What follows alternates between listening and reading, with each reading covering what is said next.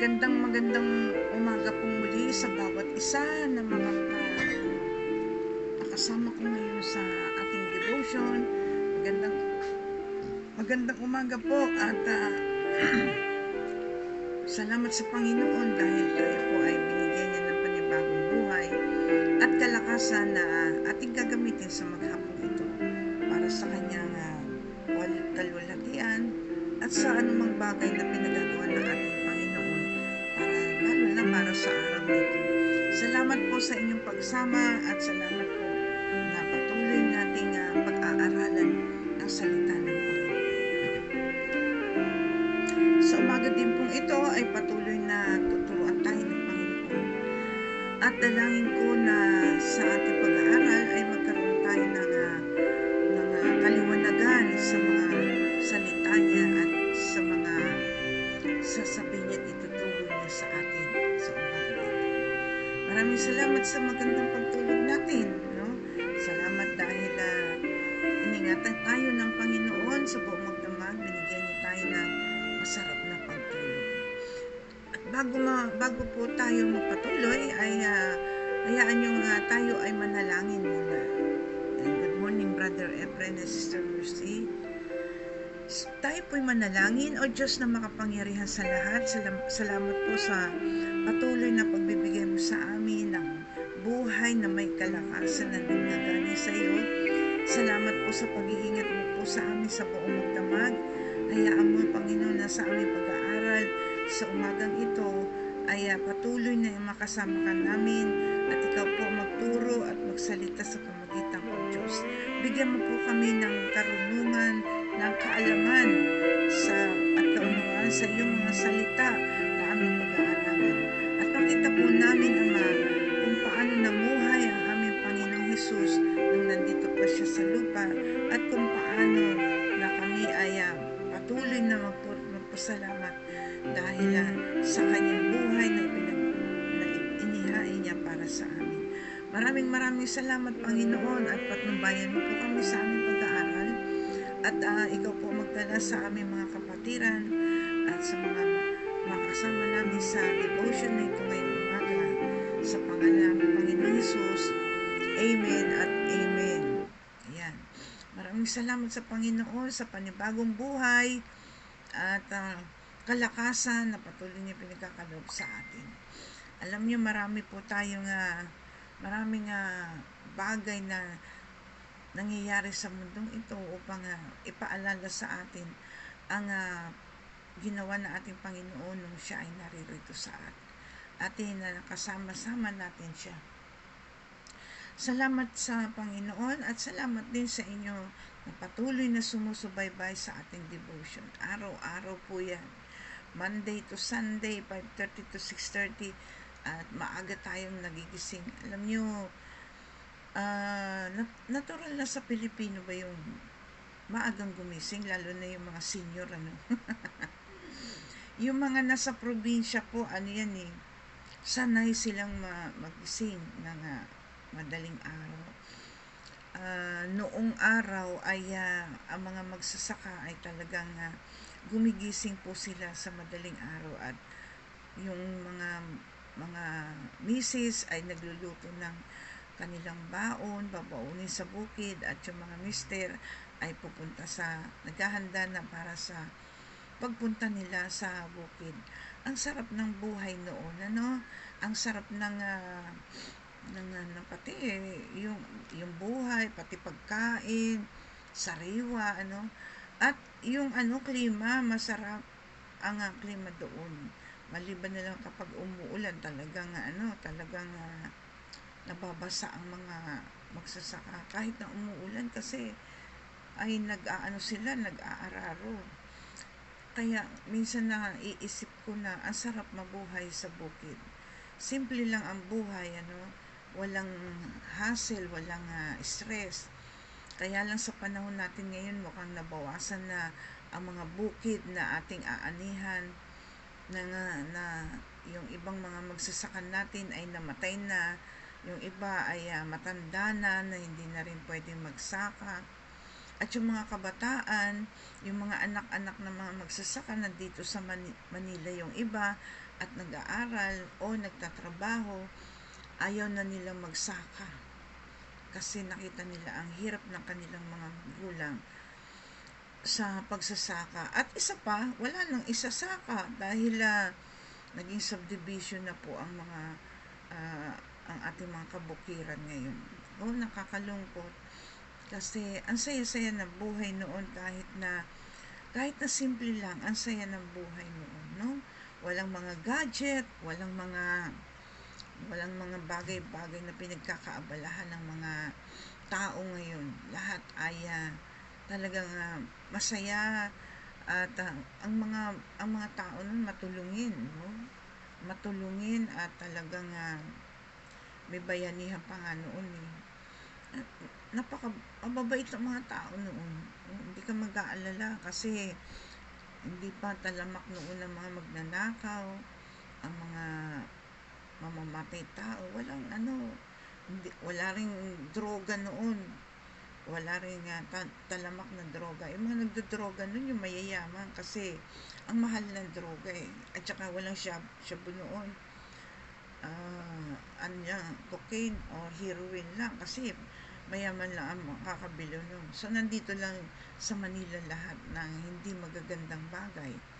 Pero pag sa probinsya, ang sarap ng hangin, kahit na mainit, yung singaw ng hangin, nandadapo sa iyo talagang, ayun.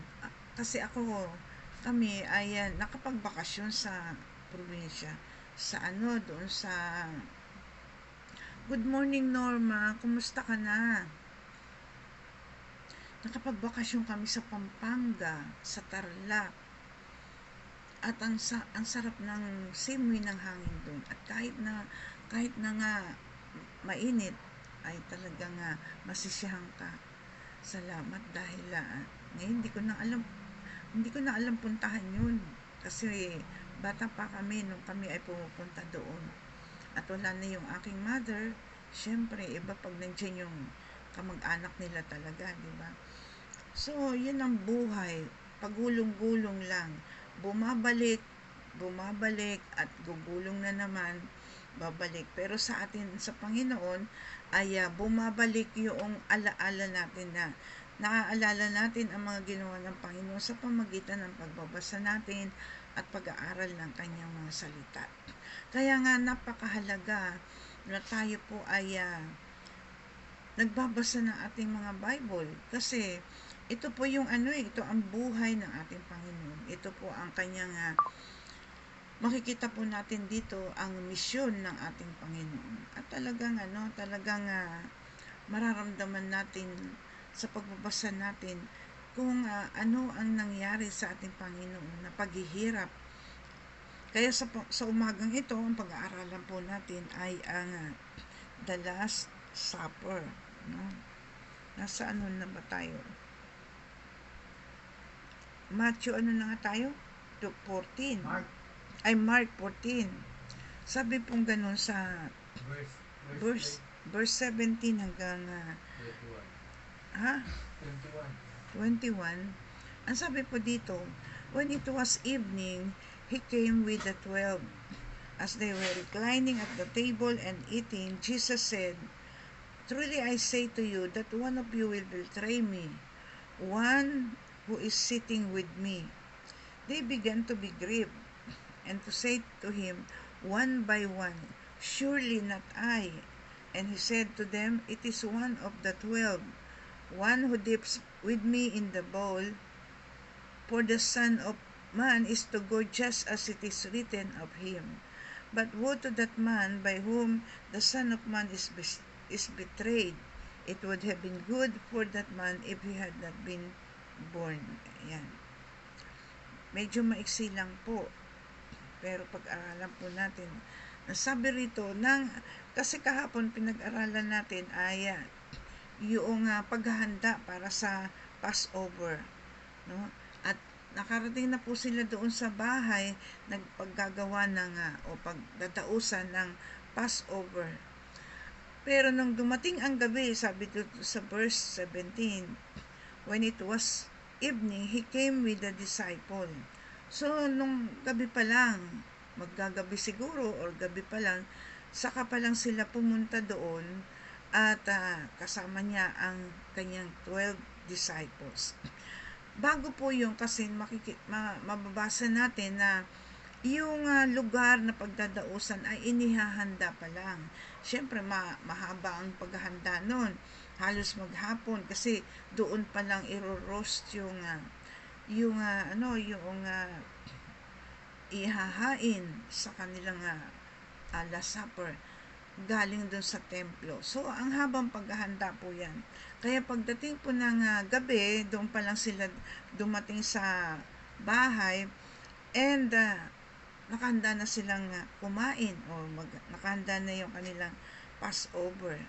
And nakita po natin na, mababasa po natin, na habang sila ay nakaupo doon naka-recline doon sa table at kumakain, ay nagsabi ang Panginoon na, "Truly I say to you that one of you will betray me, one who is eating with me." Sinabi na ng Panginoon na merong isa sa kanila na magtataksil. Yan, magtataksil. Yung kumakain na kasama niya, di ba? Kasama niya. At siyempre, yung mga disciples ay nalungkot. At sinabi niya, nagtanong sila, sabi ng kung sa ating wika, siguradong hindi ako, no? Sabi niya. Pero sabi ng Panginoon, the one of the 12, one who dips with me in the bowl, yung isasawsaw niya yung tinapay, parang Pilipino, no? Isasawsaw niya yung tinapay doon sa tasa, no?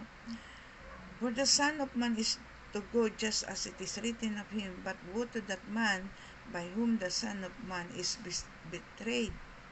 It would not been good for that man if he had not been born. So dito po, makikita po natin sa umpisa pa lang, naka-recline sila. Alam niyo, nung unang panahon, nung ginawa ito sa Egypt, nakatayo po silang, kasi hindi pa sila nadi-deliver doon, hindi pa sila napapalaya, no? Under slave pa sila ng Egyptian, ng Pharaoh.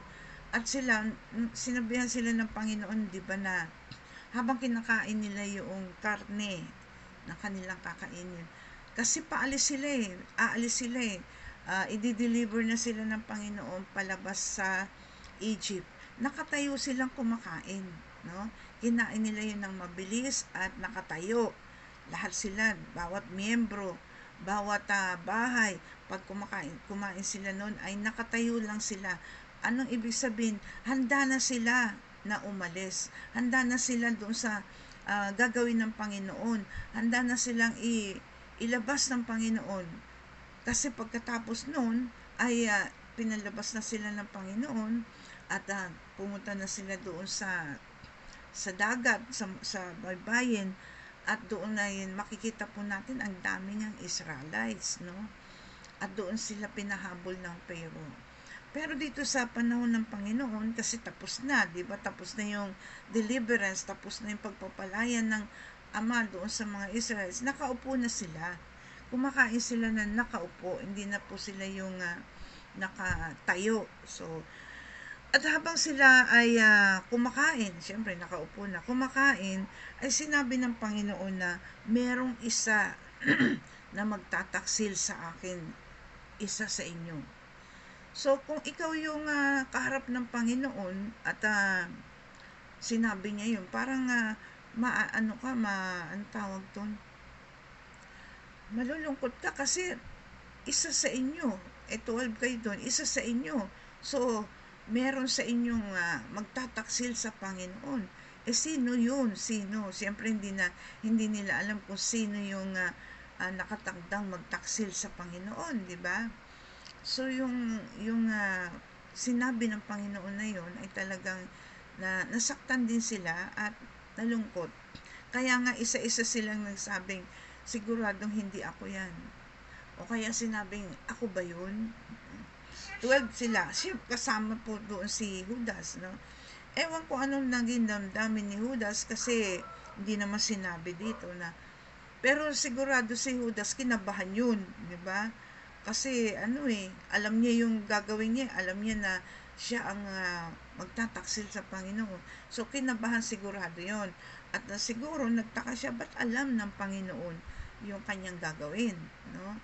So kumain na sila at syempre nagsawsaw sila ng pagkain lang o ng kanilang unleavened bread doon sa tasa. Pero sabi ng Panginoon ay mabuti pa doon sa tao na yan na hindi siya ipinanganak. Kasi nakatalaga na talaga. Tignan nyo ha. For the Son of Man is to go just as it is written of Him. Ang ibig sabihin, nakasulat na yung mangyayari sa ating Panginoon just before the foundation of the world. Nandun na, nakasulat na. It is written, hindi na po yan mababali. Kaya nga, kung naawa tayo kay Judas dahil ganun, nakasulat na, nakatakda na. Greg, yung pambiling tinapay doon. Nakatakda na merong isang tao na magtataksil sa ating Panginoon. Siguro magtatanong tayo, bakit si Judas, bakit pinabayaan? Humihikab ako maaga. Bakit pinabayaan na si Judas ay magkasala ng ganun? Hindi natin pwedeng husgahan ang desisyon ng Panginoon. Pero sigurado ako na talagang si Judas ang sakripisyo. Kumbaga, si Jesus ang sakripisyo para sa ating kaligtasan, si Judas naman ang sakripisyo para mangyari ang kalooban ng Diyos.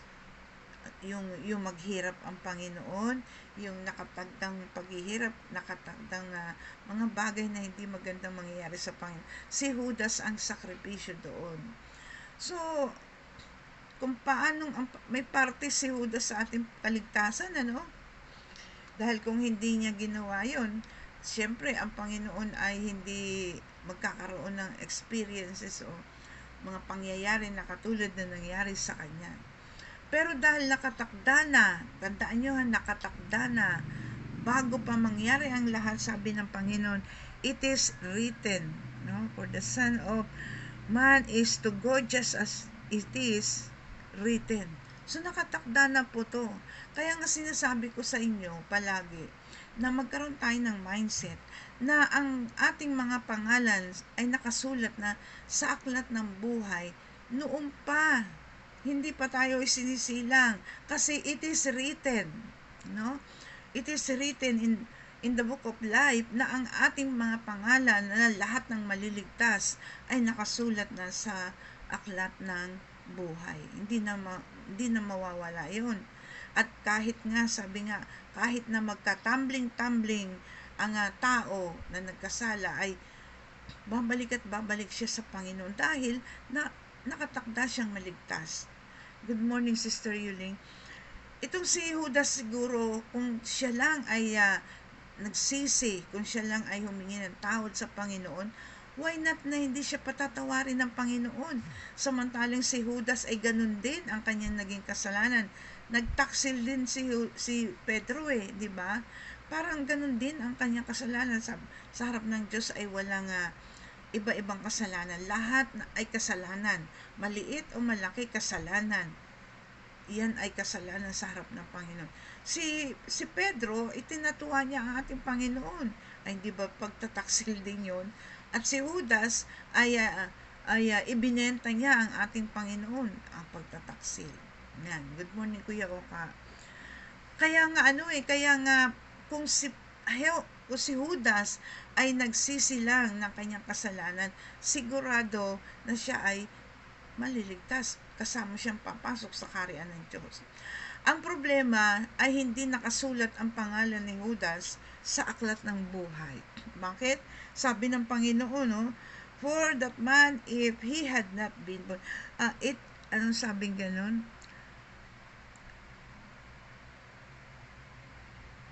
It would have been good for that man if he had not been born.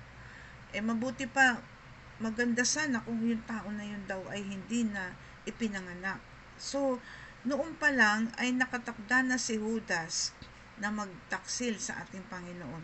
Noon pa man ay nakatakda na at nakasulat na ang ating Panginoon ay dadanas ng ganitong kataksilan mula kay Judas, no? Kaya tayo po ay magkaroon tayo ng tiwala sa Panginoon, yung ating mindset na sa pamamagitan ng Ama sa langit na isulat na niya ang pangalan ng mga taong maliligtas sa aklat ng buhay. Sa Ephesians, si Pablo, lagi niya sinasabi yan na tayo ay nakaupo na kung saan nakaupo ang ating Panginoong Jesus, sa spiritual realm. Pero nandito pa tayo, buhay pa tayo, hindi pa tayo espiritu. So hindi pa natin nakikita na nakaupo tayo doon. Pero nakasulat na yun eh. It is written na tayo ay nakatakdang umupo doon sa kinauupuan ng ating Panginoong Jesus. Kaya nga kung tayo po ay talagang nagsasaliksik ng salita ng Panginoon, malalaman po natin kung saan po tayo nakalagay, kung saan po ang destinasyon natin, no? At kung yung destinasyon natin ay sa kapahamakan, ay nako, hindi ko alam kung anong gagawin kung ikaw ay nasa kapahamakan. Pero ang sigurado po, lahat ng taong pupunta sa kapahamakan ay magdudusa doon ng walang hanggan. Wala na pong katapusan yun. At yung mga tao na nakasulat ang pangalan sa aklat ng buhay ay magkakaroon ng kagalakan kasama po ng ating Panginoon doon sa kaharian niya. Kaya mahirap din bagamat sinabi ng Panginoon na for God so loved the world, iniibig niya ang buong mundo. Kaya lang nakita ng Panginoon kung gaano ka-ignorante. Alam nyo kasi, yung ignorance, sabi nga doon sa Old Testament, di ko matanda kung kay Habakuk yun o kay Obadiah. Sabi, ignorance is no excuse. No? Hindi po natin pwede sabihin sa Panginoon, Panginoon, hindi ko alam yan. Panginoon, wala pong nagsabi sa akin yan. Meron at meron. Alam niyo, may konsensya rin po tayo eh. No? Merong vacuum na inilagay ang Panginoon sa bawat puso ng tao na maghahanap sa Diyos. Maghahanap ng katuwiran ng Diyos. Kaya lang, dahil sa kasalanan, ay hindi po yung ginawa ng mga tao at sila ay nagtiwala sa kanilang sarili.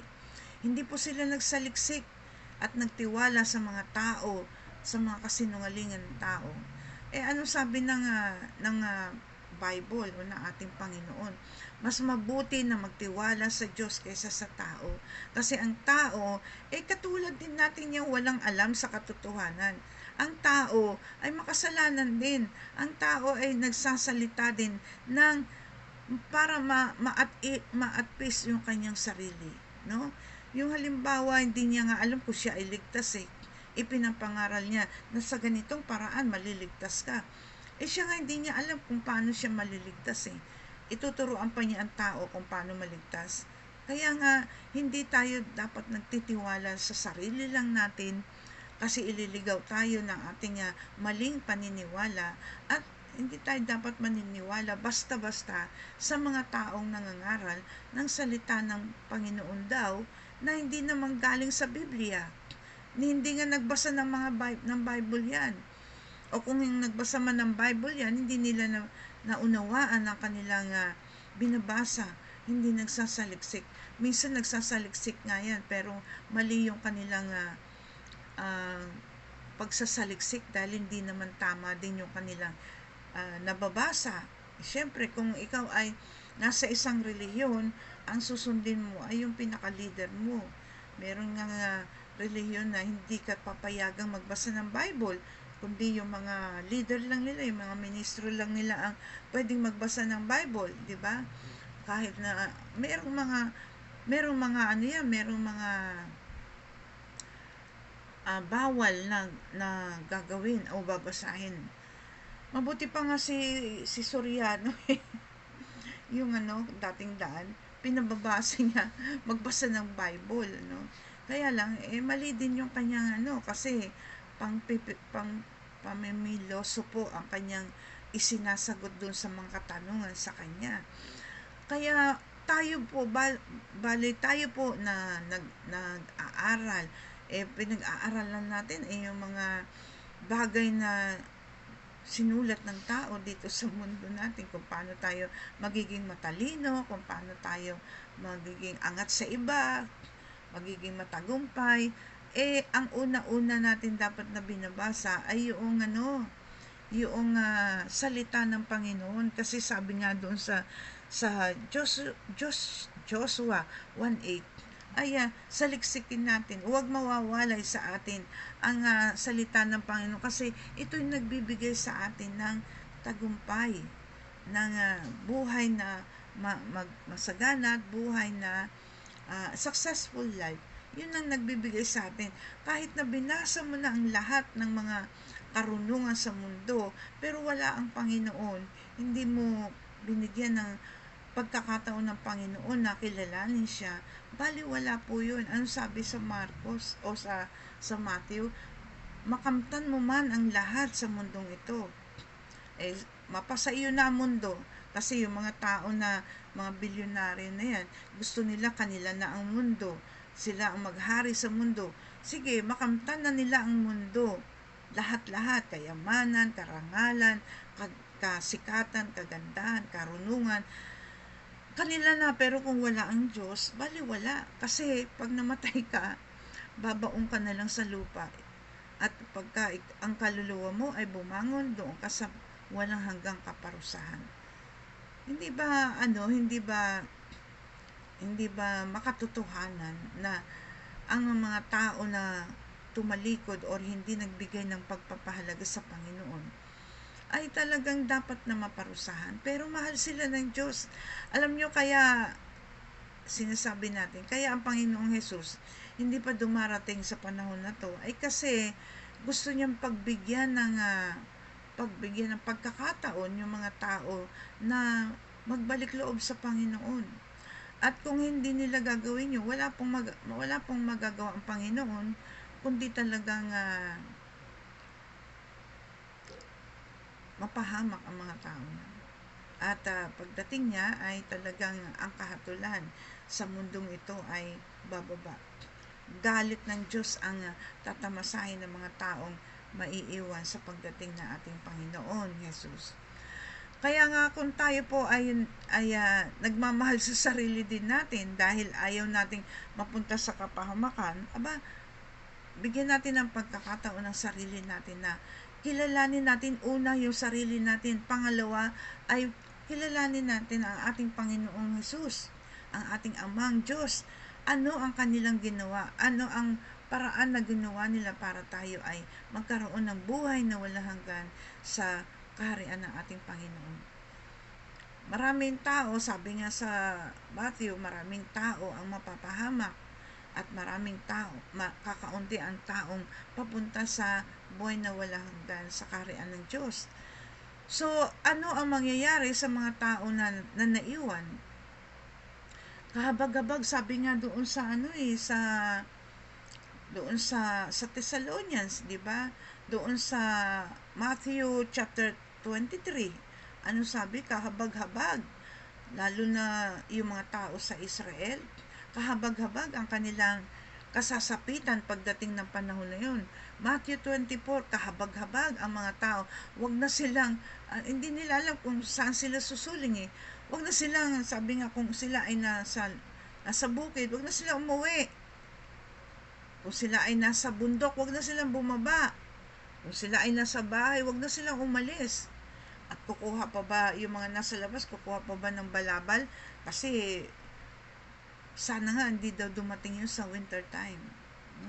Pero kahabag-habag nga sila, pero wala silang hindi sila naghanap. Alam niyo yung sinabi ng Panginoon na pag sumakitan, talaga magbibigay ka ng effort doon. Or yung sabi, yung seek first the kingdom of God, hindi lang yung hanapin, kundi talagang Sa Tagalog ay sinalin ito na pagsumakitan, hindi pagsumikapan. Pagsumakitan, ang sabi. Ang ibig sabihin ng pagsumakitan ay talagang mag-exert ka ng effort. Kasi ang hirap kaya na dinaanan na ating Panginoong Hesus nung siya ay nasa lupa at kinuha niya lahat ng ating mga kasalanan at ang kaparusahan ng ating kasalanan. So ikaw, mag-exert ka ng effort. Anong effort ang gagawin mo? Maghanap ka. Ano sabi? Search every scripture and you will know the truth and the truth will set you free. Alam niya yan. Kahit yung mga hindi nagbabasa ng Bible, alam nila yan no? Lalo na yung nagbabasa ng Bible, alam nila yan. Kaya lang minsan natutuwart yun sabi, search the scripture and you will know the truth. Ang daw, malalaman mo, alamin mo ang katotohanan para palayain ka. O kaya magbasa ka ng salita ng Diyos at para lumaya ka. Kailangan po yung you will know the truth. Dapat alam mo ang katotohanan, ang buong katotohanan. Hindi partial lang. Tingnan niyo po yung mga tao na gustong gayahin ng ating Panginoong Hesus. Sino yung mga taong gustong gumaya at gustong iligtas din ang kanilang mga sarili? Yan yung mga taong nagpipinitensya. Akala ba nila ay binibigyan ng halaga ng Panginoon yung kanilang ginagawang pagpipinitensya, yung ginagawa nilang panata? Tapos ng Panginoon sa lahat ng mga parusa na dapat nating tanggapin. Patapos na, ginawa na ng Panginoon, nangyari na sa ating Panginoon. Bakit ang mga tao na to ay trying hard na magpanata, magpapako sa krus, magpenitensya? Ginawa na ng Panginoon yun Tingnan nyo, kapag tinanong mo sila yung panata, yung penitensya, bakit mo ginagawa yan? Ang sasabihin nila, para mabawasan ang kanilang mga kasalanan. Kalokohan po yan Parang sinabi mo na hindi kumpleto ang ginawa ng Panginoong Hesus hanggang sa kanyang kamatayan, hanggang sa kanyang pagkabuhay na muli. Kulang pa yun para iligtas niya tayo. Parang tayo parang hindi tayo nag-iisip. Minsan mga nakakote pa, mga nakabarong pa yung mga tao na gumagawa ng mga ganun. Hindi natin na-realize na ang ginawa ng Panginoon ay kumpleto. May iiwanan ba ang Panginoon? Ang naiwanan lang dito ay yung pangangaral ng salita ng Panginoon. Kaya nga sa pangangaral natin, nandun buong-buo na yung yung kaligtasan natin At sabi nga po ng Bible at ang ating Panginoon na yung kanyang ginawa ay ano sabi niya doon sa cross? It is finished.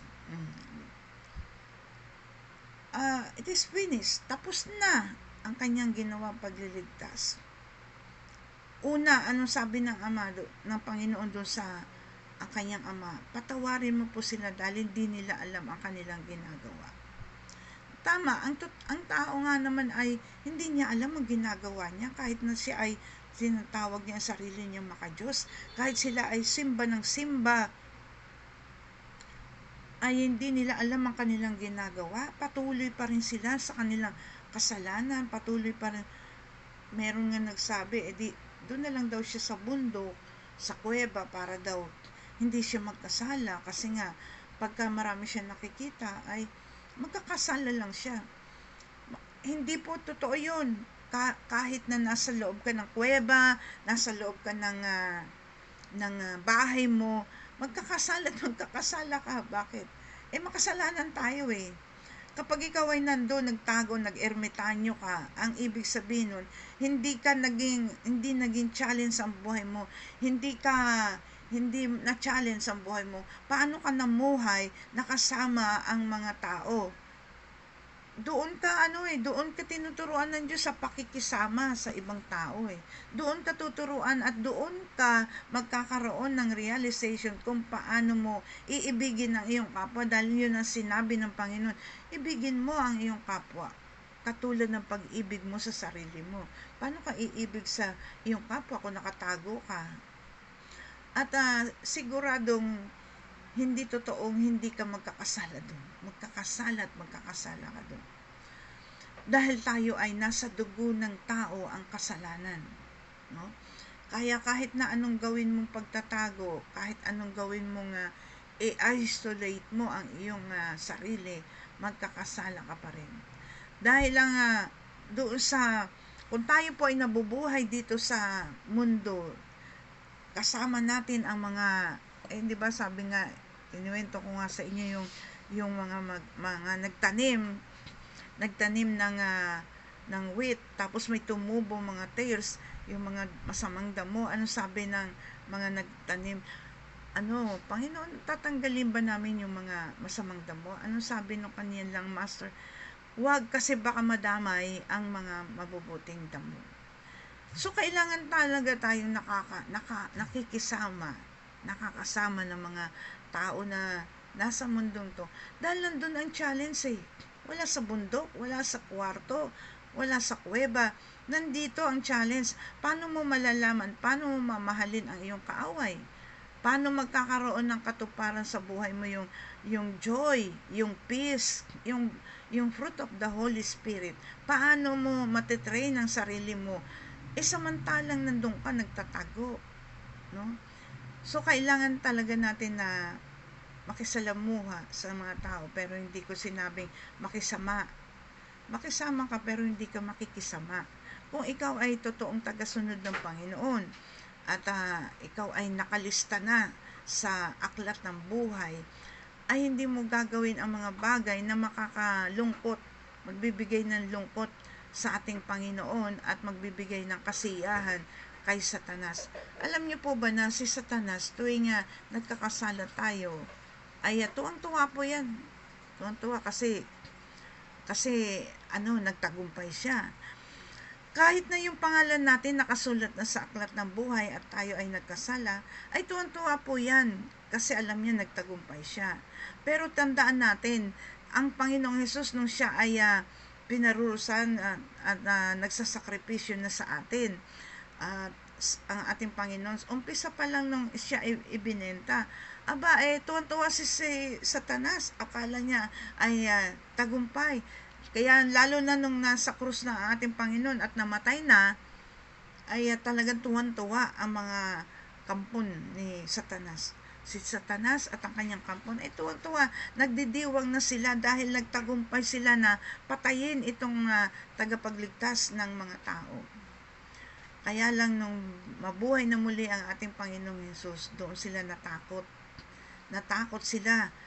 Bigkasin mo lang ang pangalan ng Panginoong Hesus, ay talagang takot na takot sila. Namimilipit po sila sa takot. Nagtatago sila sa takot. Bakit? Alam nila kung ano ang meron pagkatapos ng kamatayan ng ating Panginoong Hesus. Nung mabuhay na muli ang ating Panginoong Hesus, alam po ng mga kampon ng demonyo na yan na nagtagumpay ang ating Panginoon sa kanyang misyon na iligtas ang sanlibutan. Good morning, Maring Juliet. Yan. Nagtagumpay.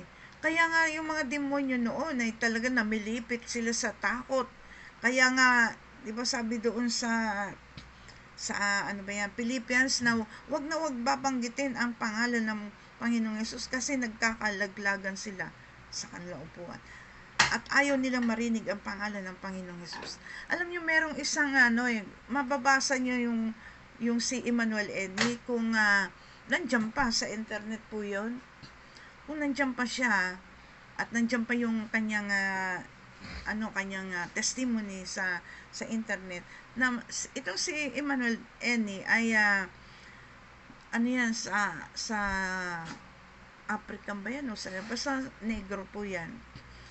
Alam niyo naman po sa bandang mga negro ay marami pong mga mga black magic, yung mga ni Satanas, marami siyang alagad dyan.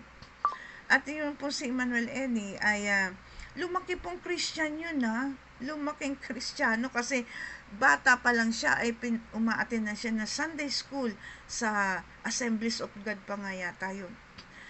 Kaya lang maaga siyang naulila dahil ang mga kamag-anak niya ay puro mga witches, mga mangkukulam, mga albularyo, mangkukulam, manghuhula.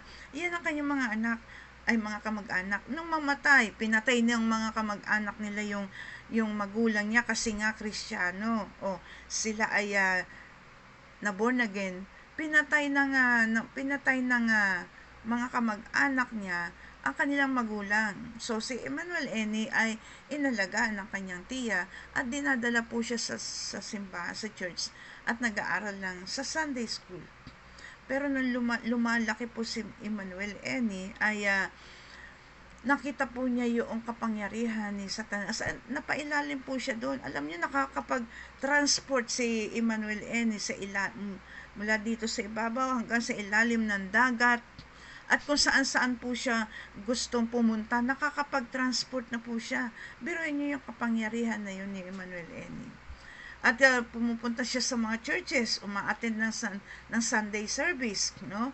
Kaya lang, ang ginagawa niya doon, niloloko niya ginugulo niya yung mga tao na nanonood.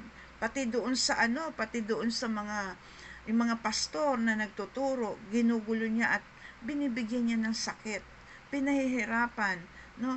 Yung walang kakainin, yun. Talagang siguro isa siya doon sa mga nag-aano sa mga pastor na walang kakainin yung mga pastor, yung kamag-anak ng mga pastor. So, noong panahon niya na yon ay talagang nagkaroon siya ng kapangyarihan na katulad nun.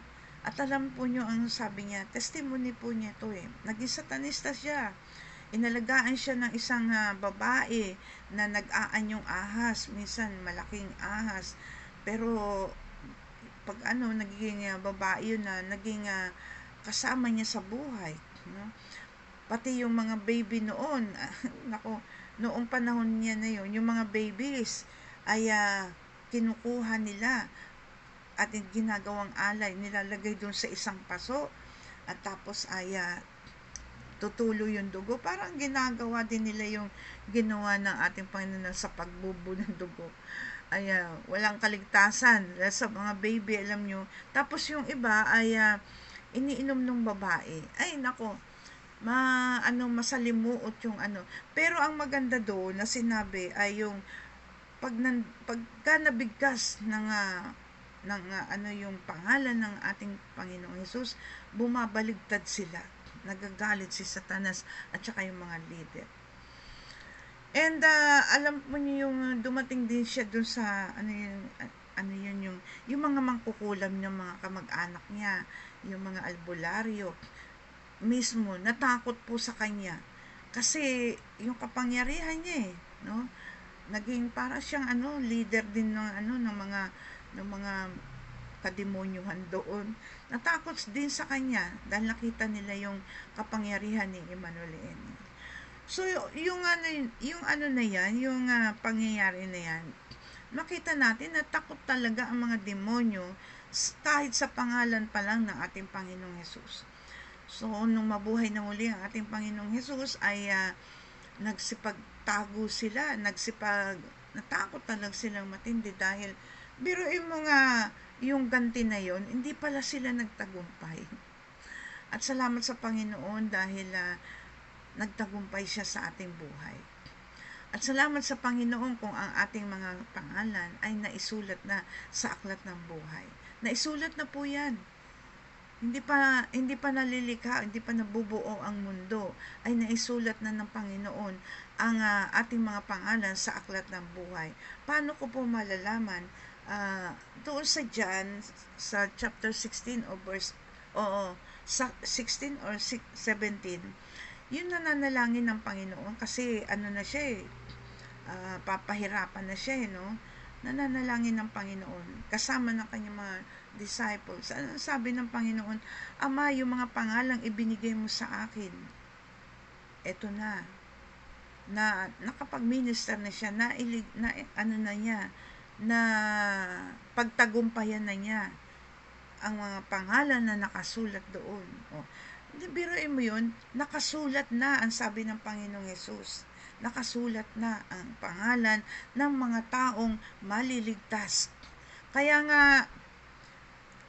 nga doon sa Revelation, anong sabi doon na kapag tayo ay ano ba yun, sumunod ng tapat sa ating Panginoon, hindi niya buburahin ang ating pangalan sa aklat ng buhay. Ibig sabihin nakasulat na. Kapag tayo sumuway at pagkatapos tayo ay nanatili na hindi nanumbalik sa ating Panginoon, ay pwede niya palang burahin. No? Pwede niyang burahin. Pero ang aking paniniwala ay kung nakasulat na, hindi na pwedeng burahin ng Panginoon. Bakit? Siya ang nagsulat nun eh. At siya na ang gagawa ng kaparaanan para yung tao na yun na naggumawa ng naging pasaway ay kilalanin siya. Yung kaligtasan na, di ba sabing ganun ng Bible, walang nakaabot sa kanyang kalwalatian, lahat ay mamamatay. Lahat ay papunta tayo sa kapahamakan. Pero anong ginawa niya para hindi mangyari yun? Inihandog niya ang kanyang kaisa-isang anak. Nakita natin kung paano ang utos ng hari ay hindi mababali. Pero ang ginawa ng Panginoon ng ating Ama, gumawa siya ng isang tawagin nating resolution na maliligtas ang tao sa pamagitan ng pagtitiwala natin ng ating pagtanggap sa ginawa ng ating Panginoong Hesus. Doon maliligtas. So, kahit na sinabi pa ng Bible, kahit sinabi pa niya nung una na ang lahat ay mamamatay at mapaparusahan, pero siya na rin po ang gumawa ng kaparaanan para ang mga tao ay hindi mapunta sa kapahamakan. Ganon niya tayo kamahal at ganon niya pinaninindigan ang kanyang salita. Ganon niya pinapahalagahan ang kanyang salita. Maaring makakasakit sa tao yung mga binitawan niyang salita, pero siya rin po ang nagbibigay ng kasiguraduhan at kaaliwan sa mga tao na nalulumbay. Kaya maraming salamat sa Panginoon sa kabila ng ating pagiging makasalanan ay tinanggap niya tayo sa buhay na walang hanggan sa pamagitan ng ating Panginoong Hesus. Kaya nga sabi ko ang Panginoong Hesus ang nakikita ng Ama kapag tayo nakaharap sa Kanya, ang trono. Hindi tayo, kundi ang Ama. Nasa body of Christ tayo, di ba? Kaya ang nakikita niya ay yung ang ating Panginoong Hesus. At kahit na nabubuhay pa tayo dito, sabi nga sa Philippians ni Pablo, tayo nakaupo na sa upuan kung saan nandun ang Panginoong Hesus. Yung sa spiritual realms, pag tumayo ang Panginoong Hesus sa harap ng Ama, nandun tayo, parte tayo doon, lahat ng nakasulat ang pangalan sa aklat ng buhay. Andun tayo, parte tayo ng body of Christ parte tayo ng katawan ni Kristo Kaya nga mahalaga ang communion. Alam niyo kung bakit? Inaalala natin sa communion na tayo ay parte ng katawan ng Panginoong Hesus. At kung yung mga, sabi nga ng Bible sa Corinthians, di ba?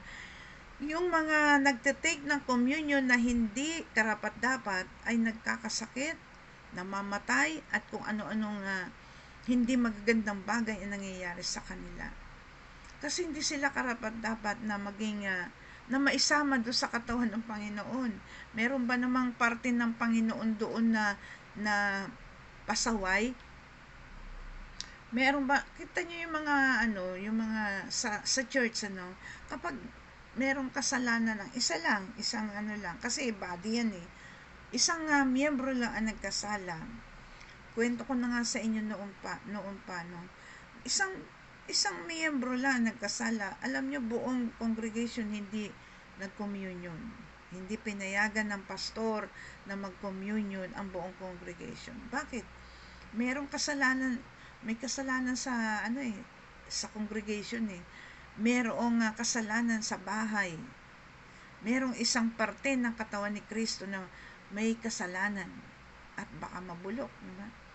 Pero alam po ninyo yung pagkatapos yun, nagbigay ang pastor ng isang taon, halimbawa doon sa Bride of Christ yun eh. Doon ako hindi naman ako doon uma-attend ng Sunday. Pero doon po kami nagsiservice pagka mayroong mga activities kami. Dahil ako po ay naging floor director ng isang TV show na sila ang nagpo-produce sa Channel 13. At meron po kaming mga shooting namin. Siyempre minsan di ako nakakauwi ng magdamag, nandun kami. So doon po sa yung pong congregation na yun, pag merong isa na may kasalanan, hindi po sila magko-communion. Yun ang utos ng kanilang pastor. Mula sa pastor, hanggang sa pinaka batang nagtumatanggap ng communion, hindi pwede. Pero pagkatapos po ng punishment, halimbawa, tawagin natin punishment, or yung natapos yung duration ng kanilang pag hindi communion, halimbawa 1 year, isang taon hindi sila magko-communion, at in-announce ng pastor na magko-communion na sila itong Sunday, grabe ang tuwa nila, grabe yung kanilang celebration. Alam niyo kung makikita nyo lang yung mga tao na yun, samantalang sa mga churches natin, kahit na hindi mag-communion, wala, baliwala, no? Pag hindi nag-communion, baliwala, hindi nila naiintindihan kasi kung ano ang ibig sabihin ng communion. Tayo ay nakikibahagi sa pagdurusa ng Panginoon, at tayo ay nakikibahagi sa katawan ng Panginoong Hesukristo na binanal na ng Panginoon, na banal na ang Panginoon. Kaya nga sabi ng Ama, be holy for I am holy. Kasi holy ang ating Panginoong Jesus. At kung tayo ay parte ng katawan ng Panginoong Jesus, ay di holy tayo. Di ba? Mga bagay na dapat nating naiintindihan, nauunawaan sa mga salita ng ating Panginoon. Kaya tayo po ay maging tapat sa ating Panginoon. Anong sabi pagdating ng panahon? Welcome, my good and faithful servant. Lagi merong faithful o kaya tapat, no? So, siguraduhin natin tayo ay nasa linya ng kaligtasan. Nakasulat ang ating pangalan sa aklat ng buhay. Kapag tayo tumalikod sa Panginoon, ibig sabihin, nagtaksil tayo. Kaya sundin natin, magsaliksik po tayo maigi sa mga salita ng Panginoon. Dahil nandun po ang ating buhay na walang hanggan. Tayo po ay manalangin at tayo po ay magbigay papuri sa ating Panginoon. Panginoon, maraming salamat sa panahon na ito. Salamat sa aming pag-aaral ng iyong salita. Salamat sa mga paalala mo sa amin, O Diyos. Salamat dahil patuloy mo kaming hinuhubog ayon sa karakter ng aming Panginoong Jesus. Salamat po, O Diyos, sa iyong pangako na kami ay makakasama mo sa buhay na walang hanggan. Salamat sa mga pangalan namin na nakasulat na sa aklat ng buhay, hindi pa man nagkakaroon ng pundasyon ang mundong ito. Hindi pa man kami naisip na maging tao, ay naisulat mo na. Sabi nga ay, it is written. Salamat, Panginoon. At salamat din ang Diyos na sa mga pangalan namin na nakasulat sa aklat ng buhay, ay patuloy mo kaming tinuturuan, patuloy mo kaming inihahanda sa aming pagpunta sa iyong kaharian. Salamat po, Diyos, maging ang aming mga physical na katawan na dinugupo ng sakit at karamdaman. Salamat, Panginoon, dahil ikaw ang aming dakilang manggagamot na siyang magbibigay ng kagalingan sa lahat ng aming mga sakit at karamdaman. Salamat, Panginoon, dahil ibabangon mo ang sino mga may sakit at karamdaman, lalo na ng iyong mga tagasunod sa oras na ito. Ibangon mo nga po sila, O Diyos. Magmanifest ang kagalingan na ipinagkaloob mo sa mga nangangailangan, O Diyos, ng kanilang pisikal, material, pinansyal, emosyonal, at higit sa lahat ang spiritual needs nila.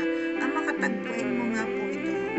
Ikaw po ang patuloy na mag-provide ng lahat ng pangangailangan na nabanggit. Lalo na sa panahon ngayon, Ama, na kailangan ng tao ang pinansyal na pangangailangan, dahil sabi nga nila ay mahal daw ang bilihin at mahal ang ang tawag, mahal ang pag-maintain ng buhay dito sa mundo. Salamat Ama dahil ang economy namin ay galing sa iyo, hindi galing sa mundong ito. Salamat din ng Diyos sa aming bansa na patuloy mong iniingatan, patuloy mo pong itinataas at patuloy na ikaw ang makita sa aming bansa. Yung righteousness mo, Panginoon. Salamat din sa aming Pangulo at Pangalawang Pangulo na patuloy mong ginagabayan upang ang layunin mo at ang plano mo sa aming bansa ay mangyari. Salamat Ama dahil kontrolado mo ang buhay ng aming Pangulo at Pangalawang Pangulo at patuloy na iniingatan to. Salamat o Diyos. Ingatan mo nga po ito at patuloy ang na samahan mo sila kasama ng kanilang pamilya. Ang iyong bayang Israel, Panginoon, maraming salamat dahil hindi ka po nagpapabaya, bagamat naging masuwayin sila ay patuloy mo po silang minamahal at pinagpapala. Salamat sa kapayapaan na patuloy mong dinadala sa kanila sa pamagitan ng aming Panginoong Hesus. Ganon din, O Diyos, ang maghapon na ito, samahan mo po kami sa aming paglalakbay sa iyong inihandang lakbayan namin at patuloy na maluwalhati ka sa aming mga buhay. At samahan mo kami, Ama, at patuloy na ang lahat ng mga bagay na dapat na meron kami ay ikaw ang nag-provide na nito, Ama. Mula pa doon sa umpisa ay ikaw na ang nagdala at naglagay at naghanda ng lahat ng aming pangangailangan. Maraming salamat, Panginoon. Patuloy na ingatan mo po ang bawat isa, ang aking mga nakasama sa umagang ito, ang aming mga pamilya, Panginoon. Salamat po sa iyong pag-iingat at patuloy na pag-iingat mo sa aming bansa. Salamat po, Diyos, at maluwalhati ka sa aming mga buhay sa pangalan ng Panginoong Hesus. Amen at amen. Maraming salamat po sa mga nakasama ko sa umagang ito, kina Brother Efren and Sister Mercy, kay Norma, si Norma, long time no si Norma, manood kayo mamaya. Kay Sister Yuling at kay Sister Juliet. Maraming salamat sa inyong pakikinig at pakikisama, maging kay Kuya Oka at yung sina Sister Irene, yung mga hindi nakasulat dito ang pangalan pero nandun po sila lagi. Salamat po at patuloy na subaybayan niyo po ang ating devotion na ito mula Monday to Sunday, 5:30 to 6:30 ng umaga. Ayan, alam ko naghihigap pa kayo pagka ganong oras. At ito po ay nasa Facebook, Pags channel, pag Facebook. Pagka sa YouTube, makikita nyo rin po ito sa Pags Family channel. Paki-like po at paki-subscribe. I-share na po natin ito dahil sa pamagitan nito ay marami pong matutulungang mga tao na magkaroon ng pagkakataon na makilala ang ating Panginoong Hesus. At kung may makita po kayong bell doon sa ibabaw sa YouTube, ay paki-click nyo na po para magkaroon po tayo ng update sa mga gawain katulad nito. At mamaya po mga 6:45 ay magkakaroon po ako ng live video na mag-aral po tayo ng salita. Patuloy po tayo mag-aral. 4:45 ay 6:45 ay magla-live po tayo. Kaya maraming salamat po at patuloy kong inaanyayahan ang bawat isa na patuloy tayo mag-aral sa salita ng Panginoon para matuto po tayo lalo at makita po natin ang ating kahihinatnan at makita po natin ang buhay ng ating Panginoong Hesus na isinakripisyo alang-alang po sa ating kaligtasan.